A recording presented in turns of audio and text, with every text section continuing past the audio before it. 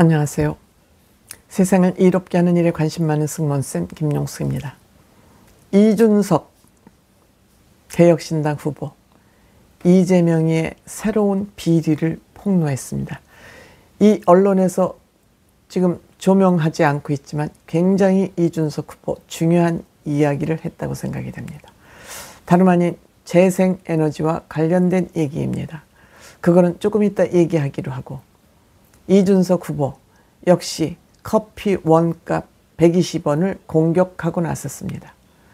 지금 이재명이라는 인간은 AI 연산용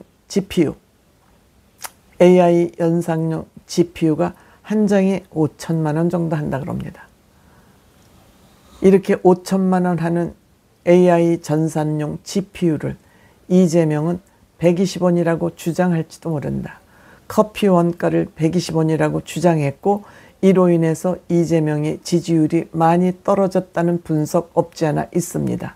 이렇게 되자 이준석 후보는 이 GPU를 만드는 원자재가 모래에서 나오기 때문에 모래에서 나오는 걸 가지고 GPU를 만들면 120원이라고 주장할 수도 있다. 또 한 번 공격을 한 것입니다. 즉, 대기업들이 폭리를 얻었으니 5천만 원씩 GPU 한 장에 대기업이 폭리를 하면 이것을 뺏어가지고 국민들에게 논아줘야 된다고 주장을 할 것이다. 이것이 바로 다름 아닌 선동이다. 선동이다.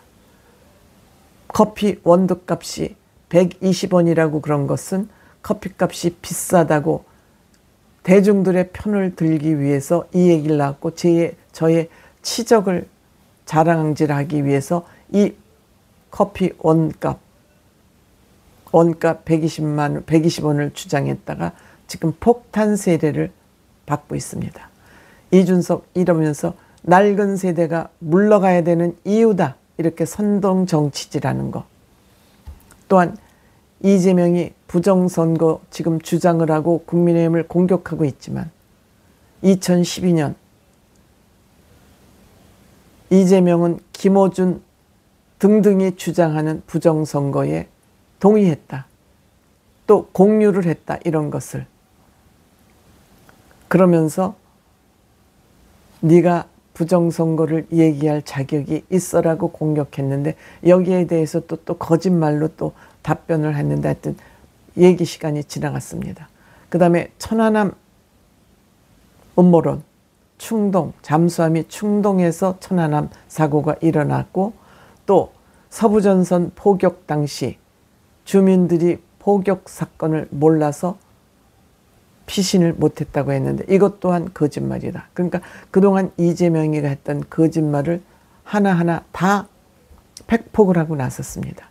또한 팩폭을 당하기 위해서 12월 3일 날 계엄 반대 투표를 의결을 하는 날, 너는 왜 밖에 있으면서 그 본회의장 오지 않았냐, 이것을 이제 디스를 하려고 이 카드를 뽑아 들었는데, 이준석 후보 꼬치꼬치 계엄 당일날 민주당 의원들과 소통하면서, 국회의장과 소통하면서 국회 본회의장에 170명 국회의원이 들어갔다는 걸 악을고, 나는 밖에서, 국회 밖에서 이렇게 경찰들이 국회의원이 본회의에 들어가지 못하도록 막고 있다는 이 사실을 알리기 위해서 국회에 들어가지 않고 있었는데, 그리고 이것이 헌법재판소에서 윤석열 대통령을 탄핵하는 중요한 증거 자료로 썼다는 걸 너는 잘 알고 있지 않냐. 그러면서 이준석이 탄핵을 반대하는 척하면서 탄핵을 찬성하고 있다고 이렇게 덮어씌우기를 하는 너의 이 나쁜 사기꾼 정치꾼 행태.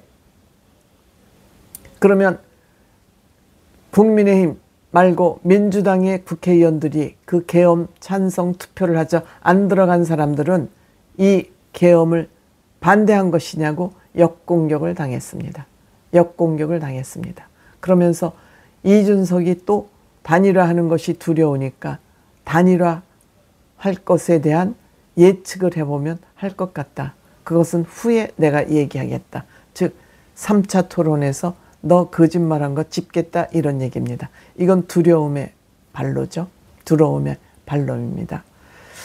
여기서 가장 중요한 거, 재생에너지, 좌파들이 정부의 돈을 도적질하는, 합법적 도둑질하는 수단으로 삼고 있는 이 재생에너지에 대해서 이준석 후보가 팩폭, 원폭을 했습니다.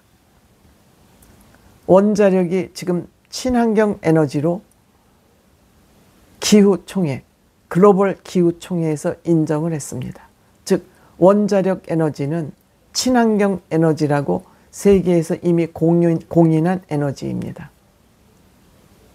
그럼에도 불구하고 이들은 죽어라 하고 원자력 에너지를 거부를 하고 있습니다.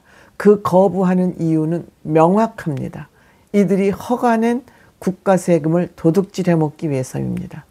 태양광 때문에 김문수 후보 같은 운동권들도 지금 고통을 겪고 있습니다.